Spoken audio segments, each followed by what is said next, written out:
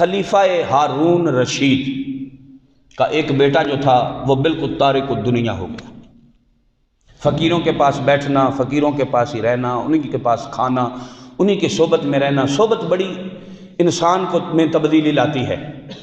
ماحول کا بڑا فرق ہوتا ہے، بڑا فرق ہوتا ہے ماحول کا۔ ایک بچہ قرآن شریف نہیں پڑھا ہوا نا، تو جب قاری صاحب دوسرے بچوں کو مشق کراتے ہیں وہ چپ کر کے بھی بیٹھا رہے نا، اور کچھ نہیں تو کم از کم اس کے جو تلفظ ہیں وہ سدھر جائیں گے، وہ ضرور سدھر جائیں گے۔ صحبت سالے ترا سالے کنند، صحبت تالے ترا تالے کنند۔ اور اگر اس کو کلب میں بٹھا دو جہاں دن رات گانے گنگنائے جاتے ہیں اور ناچ ڈانس کیا جاتا ہے اور کچھ بھی نہیں ہے نا، تو گانوں کے مشرے بھی چند اسے یاد ہو جائیں گے اور اسے یہ بھی پتہ چل جائے گا کہ کس وقت میں نے کون سا ٹھمکا لگانا ہے۔ ماحول کا جو ہے نا، یہ فضا کا، ماحول کا بڑا انسان کے اوپر اثر ہوتا ہے۔ تو خلیفہ ہارون رشید کا بیٹا جو تھا شاہی دربار سے نکلا تو فقیروں کے ڈیرے پہ چلا گیا، شاہی عیش و عشرت کو چھوڑا، درویشوں کے ڈیرے پہ چلا گیا، ان کے پاس، ان کی صحبت میں، ان کے ماحول میں رہنے لگا۔ لوگ آتے ہارون رشید کو تانے مینے دیتے، کہا کیسی شرم کی بات ہے، پتر بادشاہ کا ہے، بیٹا بادشاہ کا ہے اور بیٹھ فقیروں کے دروازے پہ گیا ہے، جو منگ پن کے کھاتے ہیں۔ نہیں سمجھ آئی؟ جو منگ پن کے کھاتے ہیں۔ یہ فقیری بڑی عجیب شے ہے۔ اوکھی کار فقیری تے چڑھ سولی تے بانا۔ یہ فقیری ایسے نہیں، یہ سولی کے اوپر جس طرح بندہ لٹکا ہوتا ہے نا، اوکھی کار فقیری تے چڑھ سولی تے بینا، در در دے ٹکڑے منگنے تے مائیے پینے کہنا۔ یہ فقیری اتنی سوکھی نہیں ہے۔ اور حضرت سلطان بہو فرماتے ہیں باجو علم جو کرے فقیری، فرمایا نننگ دھڑنگ بھی فقیر نہیں ہوتا۔ سمجھ آ گئی؟ باجو علم جو کرے فقیری، کافر مرے دیوانہ ہو۔ فرمایا جو علم کے بغیر فقیری کرتا ہے نا، وہ خود بھی گمراہ ہوتا ہے اور لوگوں کو بھی گمراہی کے راستے پہ ڈال دیتا ہے۔ مگر یہ سچے فقیر تھے، سچے فقیر تھے، مخلص اور خالص فقیر تھے۔ تو میں عرض یہ کر رہا تھا کہ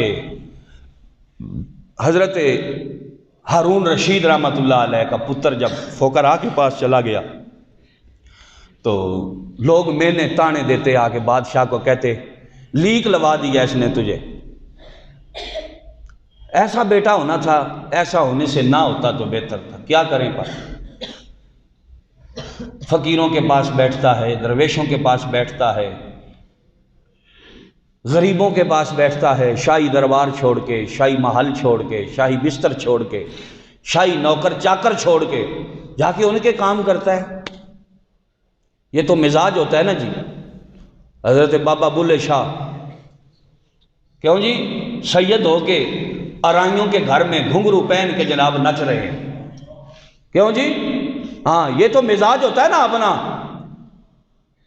سید ہو کے ان کے گھر کی نوکری کر رہے ہیں، یہاں سے کسی کو کچھ ملتا ہے، پھر خدمت جو ہوتی ہے نا، یہ کبھی بھی رائے گاں یا بیکار نہیں جاتی، اس کا صلہ مالک ضرور دیتا ہے، ضرور مالک اس کا صلہ دیتا ہے۔ تو میں عرض یہ کر رہا تھا کہ جب ہارون رشید کے بیٹے کی اس طرح کی باتیں ہارون رشید سے لوگ کرتے تو بڑا شرمندہ ہوتا۔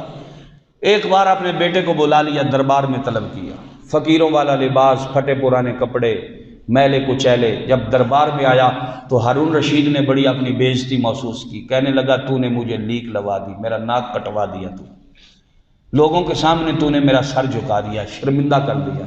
میں اتنا بڑا سلطنت کا مالک، اتنی بڑی میری ریاست، اتنی بڑی میری حکومت، تو نے یہ کیا کام تو نے شروع کر دیا ہے؟ تجھے شرم نہیں آتی؟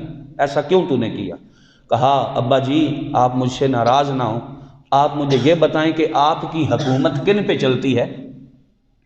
کہنے لگا سارے انسانوں پہ میری حکومت ہے، اتنی روئے زمین میری سلطنت میں ہے۔ کہا ابا جی کیا جانور بھی آپ کے حکم کے تابع ہیں؟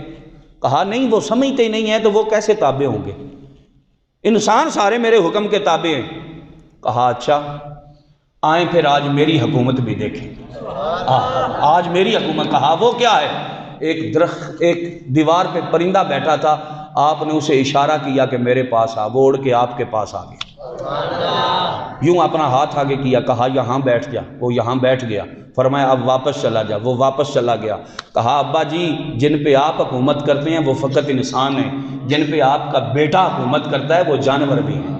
ہاں جی، آپ کے حکم کے تابع فقط انسان ہیں، مگر آپ کے بیٹے کو رب نے جو سلطنت دی ہے نا، اسی لیے کہتے ہیں کہ کبھی کسی فقیر کو آزماؤ نہ پوچھیں فرقہ پوشوں سے ارادت ہو تو دیکھیں کو، یدے بیضا لیے بیٹھے ہیں اپنی آستینوں۔ یہ جو فقیر لوگ ہیں نا، یہ جو درویش لوگ ہیں، یہ جو دیوانے اور مستانے لوگ ہیں، فرمایا ان کو آزمایا نہ کرو، ہاں ان کو نہ آزماؤ، ان کو آزماؤ نہ، انہیں امتحان یا آزمائش میں نہ ڈالو، کیونکہ جب یہ منہ سے بات کرتے ہیں تو رب تعالیٰ ان کی ہر نکلی ہوئی بات کو پورا کر دیتا ہے۔ ان کے منہ سے نکلی ہوئی بات رائے گاہ نہیں جاتی، رد نہیں ہوتی، مردود بارگاہ الہی نہیں ہوتی، بلکہ مقبول بارگاہ الہی ہوتی۔